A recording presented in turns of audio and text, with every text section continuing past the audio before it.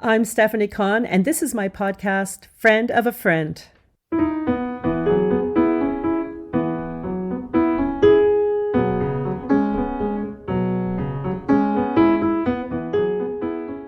Today on the show, we have poet, mixtape chapbook artist, and all around good guy, Chad Hutchinson. Sitting up front on the way home, beside your dad, staring out the window, replaying it all, dreaming already of the time you just had, thinking about that rocket ship ride, wishing it lasted just a little longer.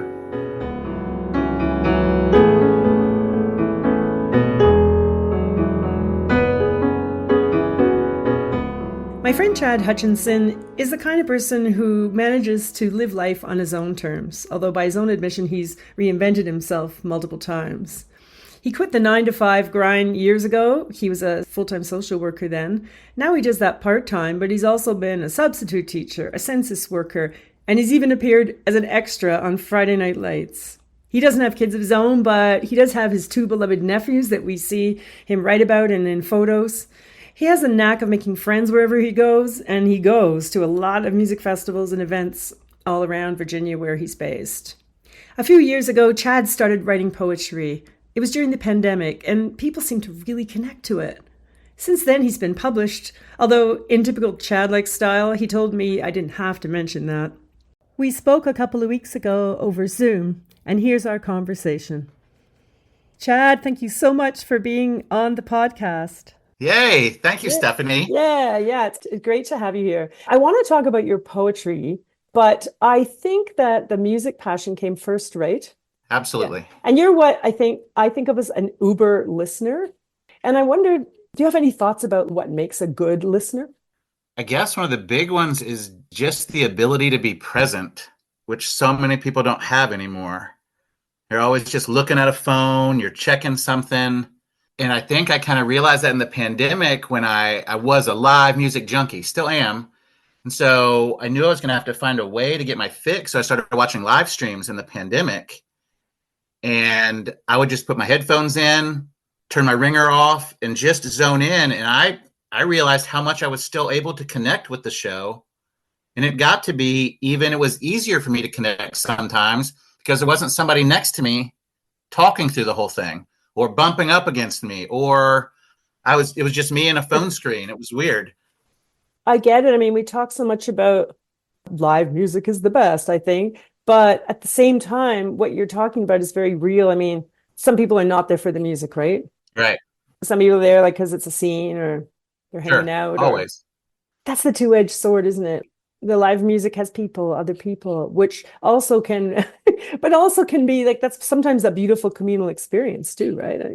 Absolutely. And there's something about that, to be there in the crowd with all these people sharing this moment that is never going to be recreated. It's only, that's one of the things I love about a live show. You know, anytime you go out, there's the chance that you're going to see the greatest thing you've ever seen. And it might be that night. And if you're not there, then you don't put yourself in a chance to see it.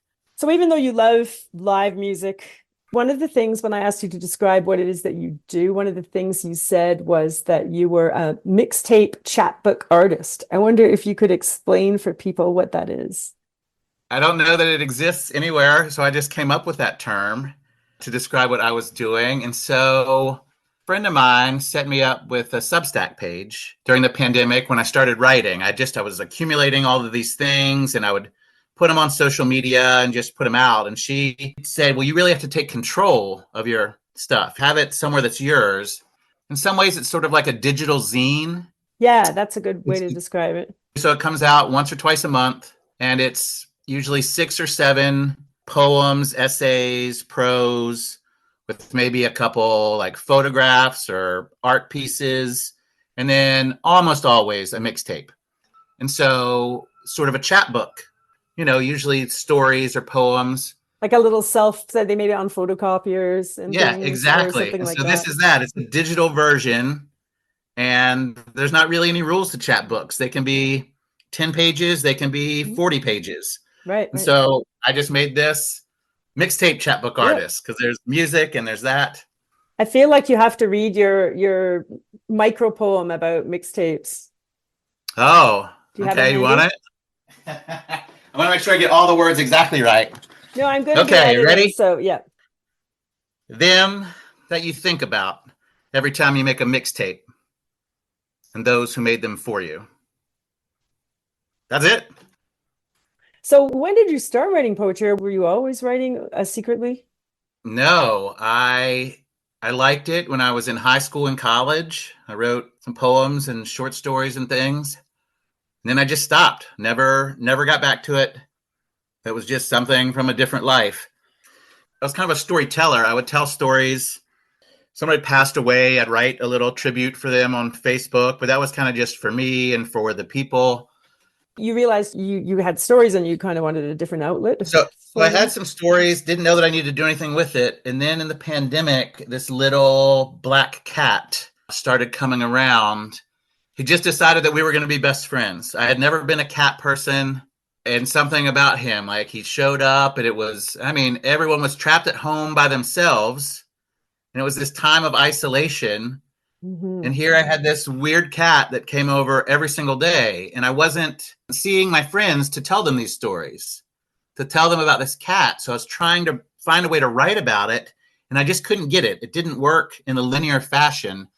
And watching a live stream, a Kevin Morby live stream, he read a Richard Brautigan poem that lit my brain on fire. And Who's Richard Brautigan? he was post beat, I Mm. think. Like he came after Kerouac, hung out with like Jim Harrison and Thomas McGuane, and he's Yeah. like sort of magical realism a little Hmm. bit. Hmm. There's no rules, and I was like, oh, it's legal to write like this. Yeah, yeah. Once that became a thing, I could hunker down, and I had all these attempts to write about this cat. But maybe 3 weeks after I got that Richard Brautigan book and read it, I sat down. I was like, I'm going to write about this cat today. And I just did it. I was out in the yard and I wrote about it. And literally the second I got done, I knew that I'd written it. I knew that I got Yeah. it. And I looked down and the cat had just showed up. He was Oh, like, hello. wow. And I immediately typed it up, put it on Facebook, and people went kind of crazy for it. You know, like a Yeah. couple really intelligent friends of mine who are big readers and music fans. Yeah, I remember too. I remember reading those poems and read one out to some random friend, and they were like, "What? Who wrote this? Oh, Can you yay. read Flash? Can you read the poem Flash?" Oh, yeah. Let me find that for you. That's, oh, thanks. Yeah, that's about the cat. Yes. Okay. Flash. On evenings when the weather is nice, we pull the blanket over to the fence and we sit and watch the sky change colors. We count the number of jet streams that we see flying overhead. Some nights we see so many that we lose track. This is the most content I've ever been in my life, I tell him. An entire adulthood spent on the run. I never knew how much I needed a forced downtime. I used to feel so restless it'd feel like my chest was going to explode. The cat nudges my leg and I reach down and scratch his head. There's still some time left. When it's totally dark, we'll stay out a few more minutes together. And then I'll fold up the blanket and head inside. And he'll head back to his own house. See you tomorrow, little, I'll say. And I'll smile, as I do every night when I tell him goodbye. We'll both hope the sun comes up fast in the morning so that we can get outside and do it all over again. Two pink and silver ones cross each other above the giant walnut tree in the yard next door. There's a quick flash as they pass over the disappearing sun. How many is that now? I ask him. One of the things I really like about your poetry is the way you observe little details of everyday life, but they feel kind of magical somehow, Hmm. you know? Yay. Yeah, That's yeah. what I try to do. And I had never done that for myself. Like I had never sat out in my backyard just to sit in my yard. I'd never done that. I'd never Right. made time to watch a sunset. You know, I had the cable package and I watched TV. I watched TV and I listened to records. Then this cat started coming around and I'm kind of allergic to cats. And so I was like, well, you can't be inside. We have to sit outside. And we just started doing it and it became this thing and I could feel it changing in me. So the energy level in me, I could feel it, all the anxiety and stuff I used to have, and things started changing. And I mean, so now I watch the sunset every single night. I make a plan, and it's a ritual. I don't live in Key West, it's not, Yeah. it doesn't blow up the sky, but there's something about just seeing the day turn to night. I've probably missed less than 10 in the 4 years after never made time to see a sunset. Everything has sort of switched, as I write about it, watching the birds. I have hummingbirds for the first time ever in the pandemic. How did I? Oh,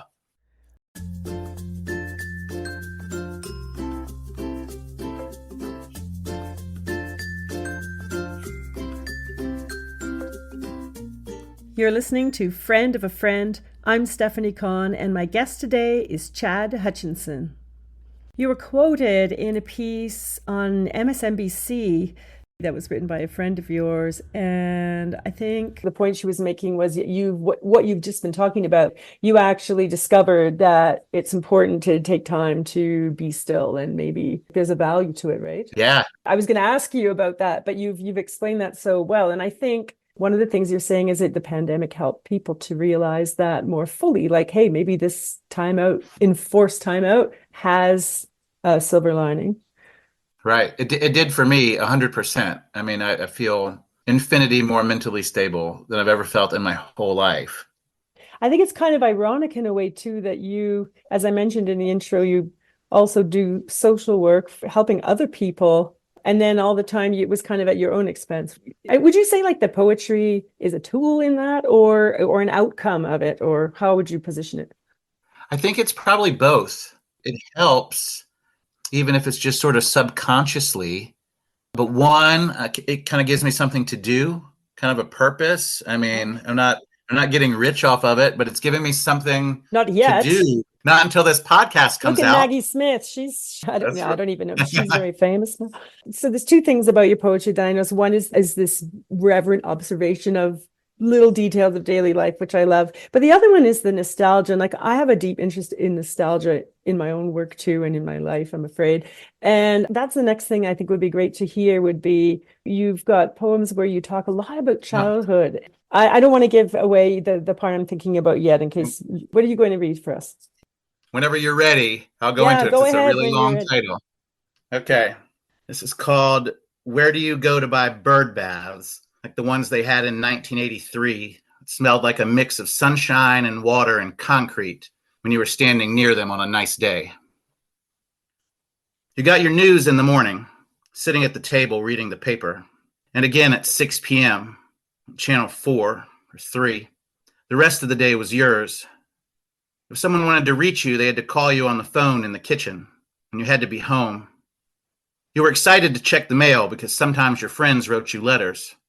On the second to last page, by the comics, you checked to see what was going to be on TV that night so you could plan for it.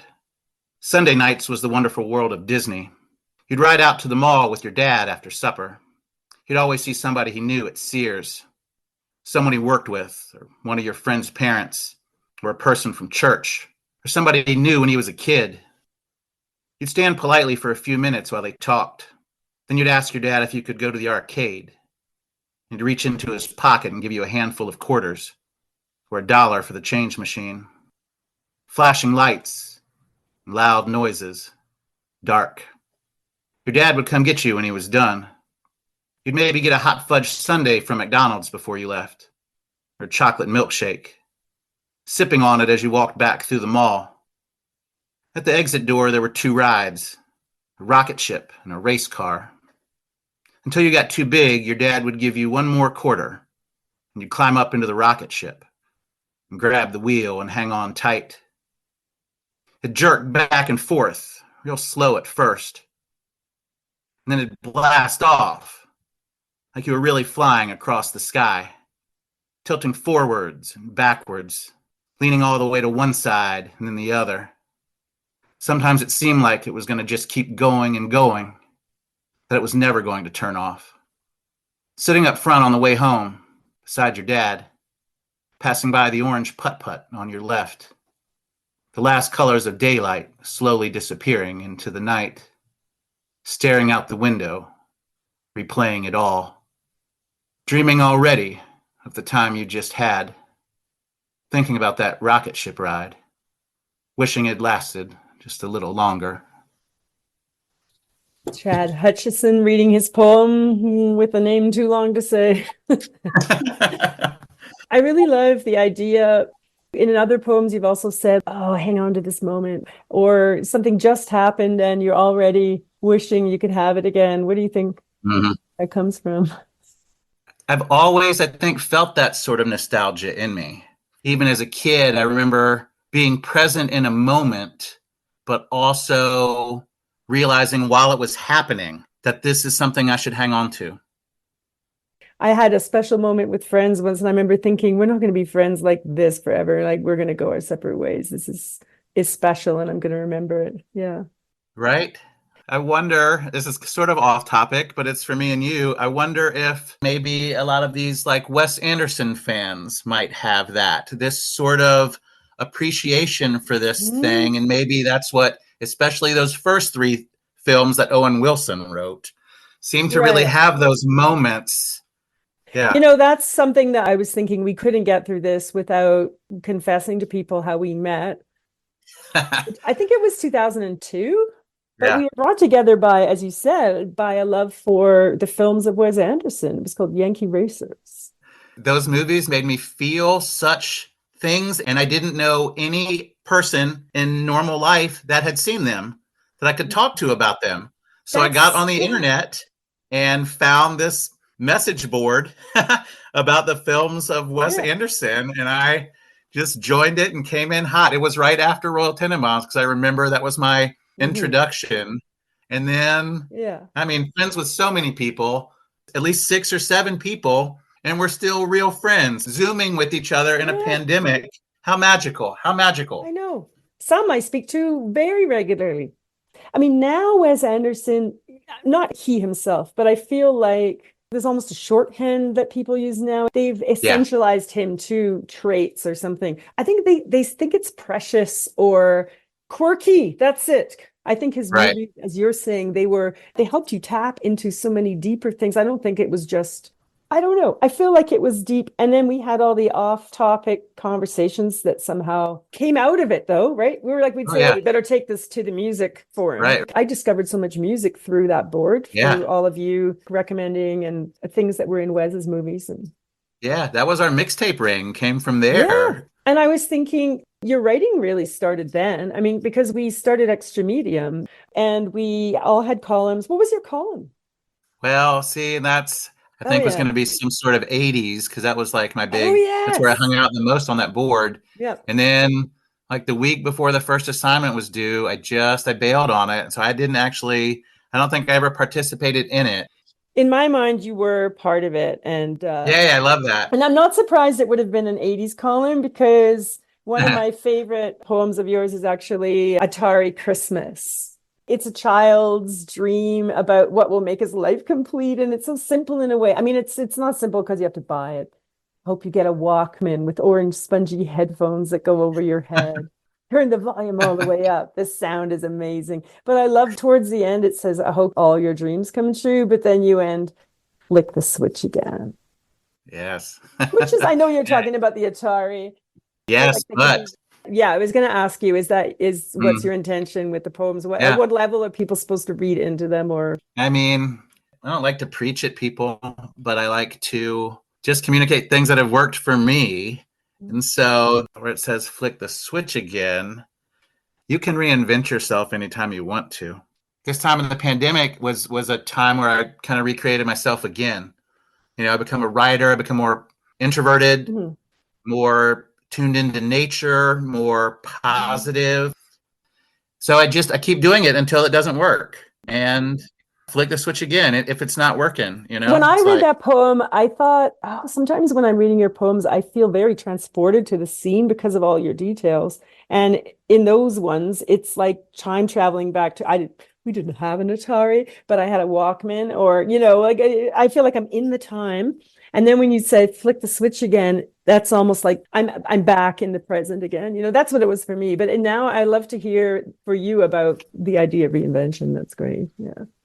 Oh, I love that. I love hearing you talk about that. That's great. I'm remembering it, but I'm going back into it, placing myself there to try to capture it. And I love when people respond to it and also were able to come time travel with me back there for a minute or a few minutes, and you get to be there. I love that. Well, Chad, I don't know what to say. I can't thank you enough for coming on here. We braved some technological challenges and time and space too, because where are you? Virginia. But we're brought together through this miracle of technology and Wes Anderson. I love it. Thanks for inviting me to be here. Yay, Stephanie. Bye. That was my conversation with poet and mixtape chapbook artist and my friend Chad Hutchinson. You can find him on Substack at FutureMan7. You've been listening to Friend of a Friend. I'm Stephanie Kahn. Thank you so much for listening. And thank you to Ali Burcock for his lovely music, The Wolf, which I'm using as my theme at the beginning of the show. You can find that and more music by Ali Burcock, that's Berkok, on Bandcamp. And I meant to say that I'll be putting, as always, that information about music that I played and the homepages or references for people I talk to. I'll be putting all that on the show notes, so you can find that on the Substack page, and my Substack address is mestephanie.substack.com. It's a silly nickname, what can I say? Anyway, I'm going to go out now, not with music from the Royal Tenenbaums by Mark Mothersbaugh, which I'd like to play, but instead with a royalty-free piece of music that sounds evocative of the music from the Royal Tenenbaums. Thanks again for listening, and I hope you'll tune in again next time.